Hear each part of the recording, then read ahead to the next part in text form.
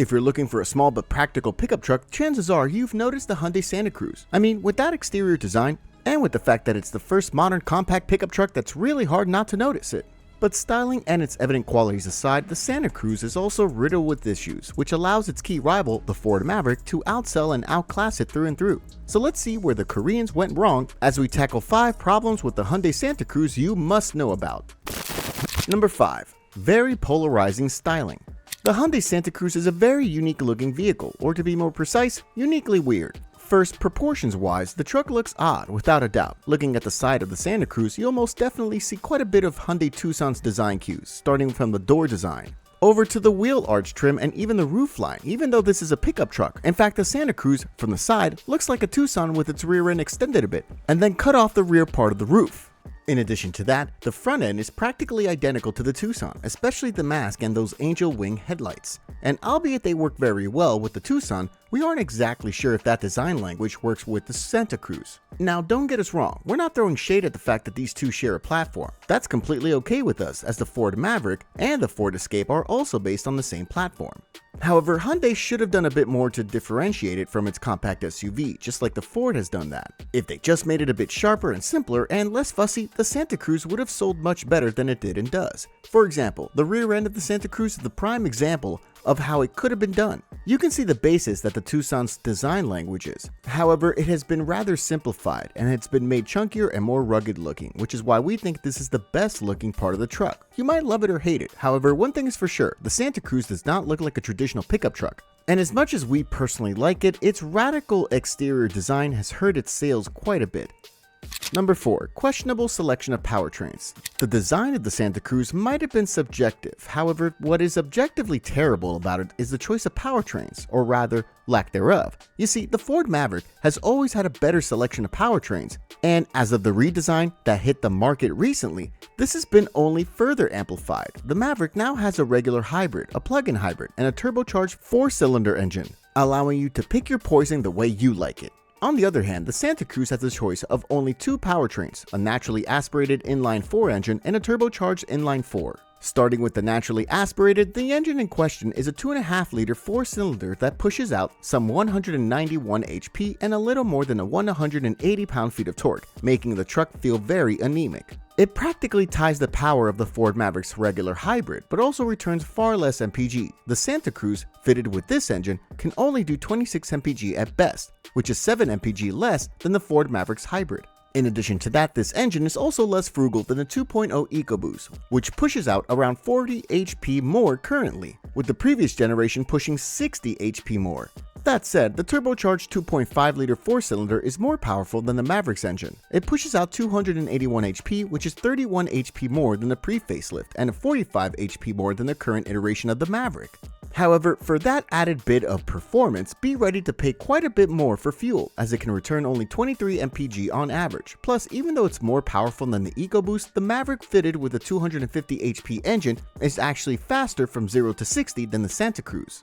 In fact, the only thing that's better than the Maverick in terms of the powertrain is the gearbox. Unlike the Maverick's 10-speed automatic and CVT gearboxes, both of which are relatively uneventful, with the 10-speed also being quite indecisive from time to time, the Santa Cruz comes with a very sharp and responsive 8-speed dual-clutch gearbox.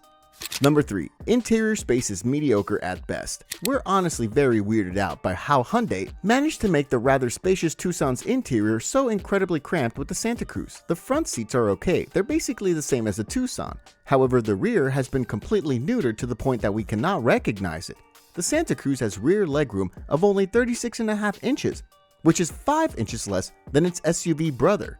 Honestly, this is pretty sad, as Hyundai has actually put a lot of thought into the Santa Cruz's interior, and without exaggerating, we could easily compare this interior with even the highest quality midsize pickup trucks, such as the GMC Canyon and higher spec Tacomas. That said, the rear headroom is pretty okay, clocking it at around 39.5 inches, which is identical to the Tucson and the Ford Maverick. The Maverick also has slightly larger rear legroom, clocking in at around 37 inches. However, that's hardly a vast improvement. Both vehicles are noticeably more cramped on the rear compared to the vehicles they're based on. However, the Maverick has a much better truck bed, which is why we cannot exactly fault it for its minuscule interior. In fact, that brings us to the next point. Number 2. Extremely limited practicality. 4-foot bed. 4-foot bed! What's even the point of a pickup truck if you're going to offer such a minuscule truck bed? To put that in perspective, the bed is more than half a foot shorter than of its rival, the Ford Maverick. As a result, you'll have quite a bit of a harder time compared to the Maverick when it comes down to transporting longer stuff. Not to mention, the weird shape of the bed will only further limit the practicality of Santa Cruz's load area. In addition to that, the cargo volume of the Maverick is larger by almost a quarter, as it clocks in at about 33.3 cubic feet compared to the laughable 27 feet of the Santa Cruz. Now, truth be told, the Santa Cruz is a pretty competent vehicle when it comes down to towing. The base model, with absolutely no options but the AWD powertrain, can tow up to 3,500 pounds, which is amazing. Also, when fitted with a turbocharged engine, you'll be able to tow up to 5,000 pounds, which is pretty good for a unibody compact pickup truck, and even puts to shame some mid-sized pickup trucks. It's 1,000 pounds more than what the Maverick can tow when specifically spec'd out for towing, and is also 3,000 pounds more than what most other Mavericks can tow. That said, to get that engine, you'll have to opt for the XRT at the least, which starts at around $40,000, which is mid-sized truck territory. In fact, that brings us to the final and most important point for today. Number 1. Simply overpriced. Honestly, the Santa Cruz was always a very tough sell because of its relatively high price tag, especially over the Ford Maverick. Now sure, we get it. The Santa Cruz comes with a nice looking and even more nicely built interior. However, the Maverick, on the other hand, comes with a hybrid drivetrain and costs multiple thousands of dollars less. Up until the 2025 redesign of the Maverick, this price difference was far more apparent, as the Maverick was a sub $25,000 truck, whereas the Santa Cruz was just an inch away from being a $30,000 truck. Nowadays though, the Maverick is similarly priced as the Santa Cruz, starting at $27,500 versus Hyundai's $30,000 entry price tag. However, we'd still say that it's better value in the long run, as you get far more stuff for less money at the cost of interior quality. However, we'd also argue that if you don't specifically need a small truck, you're just better off with a mid-sized pickup truck. For example, the Chevrolet Colorado starts at the same price point as the Santa Cruz, and it offers a far more compelling bed size, a more spacious interior, and a similar towing capacity. Plus, if you opt for the high output engine, you will get even better towing capacity and better overall performance, while also having similar MPG figures as the 2.5 turbocharged engine in the Santa Cruz. Plus, as we've previously noted, the turbo version is exclusive for the Santa Cruz XRT and Limited, both of which are well over $40,000, with the Limited costing well over $45,000 when fully spec'd out, and with all additional necessary expenses accounted for, which is already the Ford Ranger Lariat's territory. Hyundai should have focused more on offering an actually cheap truck to the public, and not on converting the Tucson into a truck while compromising all of the truck features to keep the Tucson's trademark stuff intact.